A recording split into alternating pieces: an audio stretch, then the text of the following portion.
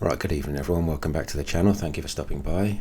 If you haven't already, please consider subscribing to the channel, dropping a like on the video to help me reach a wider audience, and any comments or questions you may have, please leave them down below and I'll do my best to get back to you as soon as I possibly can. I'm going to do a quick video tonight about Ethereum's move towards proof of stake, which they've been doing testing on recently. But before I get there, I'm going to start off by going through the cryptocurrency market as a whole. We're up 1.10% over the last 24 hours with a market cap of 1.08 trillion. So we're holding above the trillion mark, which is decent. So it's keeping us in potential bull market territory. We've got a 24-hour trading volume of $56 billion. Bitcoin dominance is at 41.3%. Bitcoin's just pushed above $23,000 again. It was in the 22s earlier on today. Ethereum is 1664, up 1.21% on the day, so slightly outperforming the market. Throughout the rest of the top 10, there's no major moves, but it's nice to see some upward movement across the board. As for the top 10, Polygon sitting in 10th place. Solana still trying to catch it, but it's not managing it at the moment. As for the biggest rises over the last 24 hours, GRT continues to do well. I saw this earlier, Singularity.net, and it was up like 2,000%. It's obviously given back a lot of those gains, so it's got a tiny market cap. So I don't know if any of you managed to catch that. I've never heard of it in my life, but yeah, there is 22,470 cryptos, so it's pretty impossible to keep in touch with all of them, but I'm sure someone was involved in that might be watching this. HBAR continues to do quite well. It's up another 10% today. Yeah, a lot of coins that were down, they started to recover some of their gains that they lost over the weekend. So if we move on to the Ethereum page, you can see we're up 1.22% as previously mentioned, currently trading at 1665. Market cap 203 billion, nearly 204 billion. 24-hour trading volume of 7.8 billion and a circulating supply of 123 million Ethereum. This little chart just shows us we're up. What's this on? It's on the daily, so it was down, but it's had a nice little shove up over the last hour or so, which is nice. Sentiment, everything's saying bullish, but a lot of people are talking, it's just a shilling zone really for other projects, so I need to find a better place for market sentiment. Shall I do the article first or go and look at the technicals? I'll look at the chart first, see how we're looking. So this is Ethereum on the daily. Back on the 30th of November, we finally closed above this weekly trend line rather, after several attempts. So back to the daily, we closed above that, consolidated. Was there any divergences going on? Not really. So we've been shoving up. We've got a golden cross here. The 50s moved above the 100, and we've had a lovely run up from the 30th of December up until the 19th of January, where we came into this double top territory, and it's been testing this region for quite some time now. Today we've got a lovely bullish engulf in there. If we can close on that on the daily, then that's a nice bullish sign for the week ahead. We've still got, I'm in the UK, so we've still got another 3 hours left till that candle closes, so time will tell. We've developed a little support region here when I went down to the 4 hour earlier, so it's trading within this range. Again, there's a golden cross there, so we are in bullish territory. So was that another nice bullish engulf in there, but mind you, there's a massive wick on it. Should we close above that, moving forward, we would have a nice buy pattern, because we've made a, oh no we haven't, because that's not a lower low there, but it's looking decent. You know, it's I've seen much worse looking charts. The only thing for a slight cause for concern is that from this high here to this high here, there is a divergence, bearish divergence, and we've moved into negative momentum. That said, this bullish engulfing could turn out to negate that, so it's just a waiting game. If you're actually a day trader or a swing trader, personally I'm just an investor, so I like the little pullbacks to get in. Not at these levels. I was doing most of my buying around these lows here. I mean, I'm not saying I timed it perfectly, but I think that was FTX around there, wasn't it? But I did pick up a few around there, but the majority of my ETH, if I go back to the monthly, was bought, when was it? It was the start of COVID. I bought a lot, so around here I was picking up Ethereum for, that was cheap, and that was picking up $200. So when was that? Yeah, around this region here.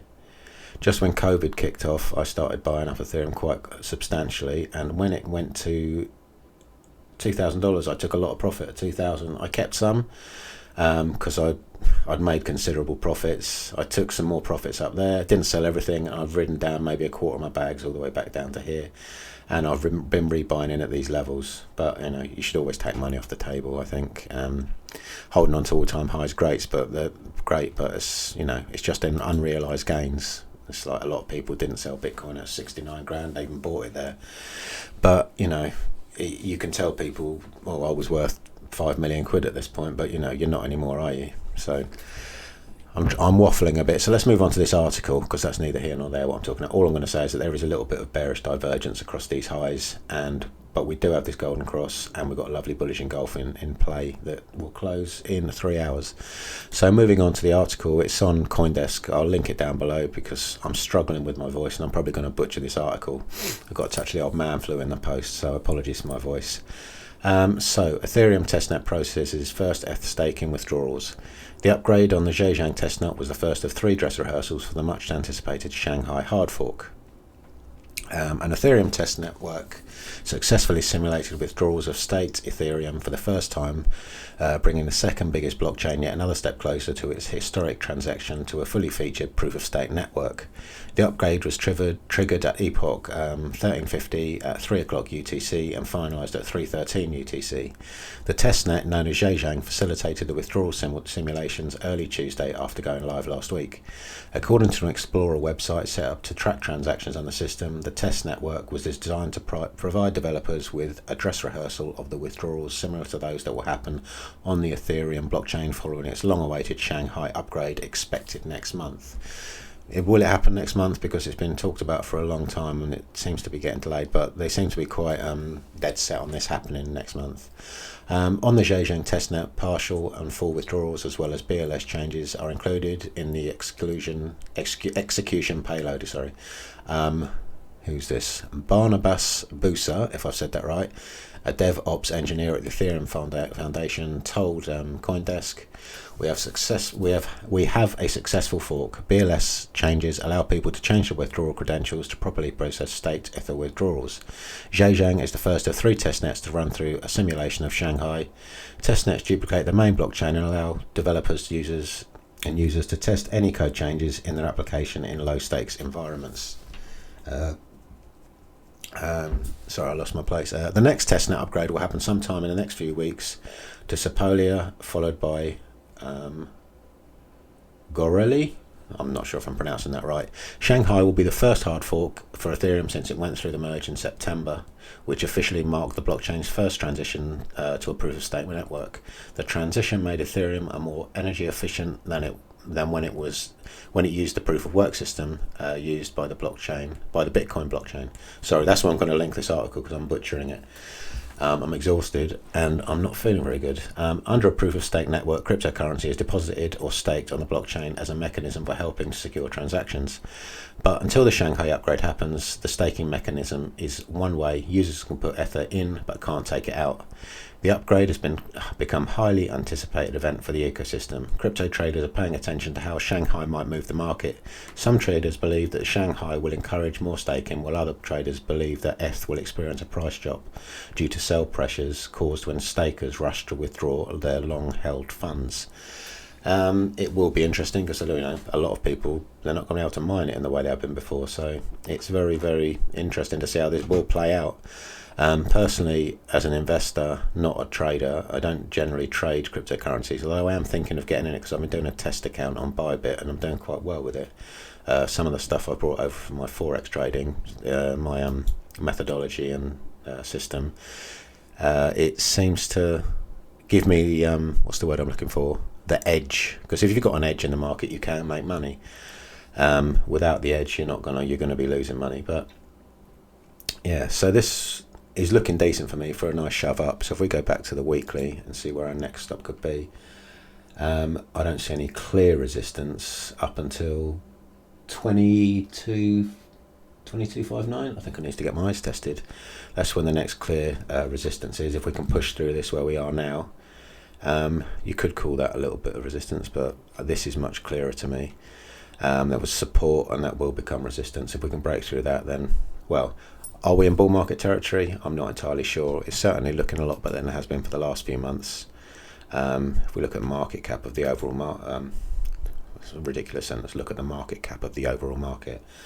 We have been below $1 trillion for quite some time. What date are we there? We're looking at June 22. It's been testing the $1 trillion market, but we've sort of been hovering above it for over a week now, so things are looking good. Last time we had a sustained run above $1 trillion, we ran away all the way up to all-time highs at just shy of $3 trillion. So things are looking good at the moment. Once again, apologies for the way I butchered that article, but as I said, I'm not feeling brilliant. My voice is awful and I'm exhausted. So I'm going to sign off for now. I need to get myself ready for bed. I think that's the best thing for me. Like I said, if you haven't already considered, if you haven't already subscribed, please consider doing so. Any comments or questions you may have, leave them down below. And if you could drop a like on the video to help me reach a wider audience, I'd really appreciate that. So I wish you all a wonderful evening. I'll leave it for there. So bye for now.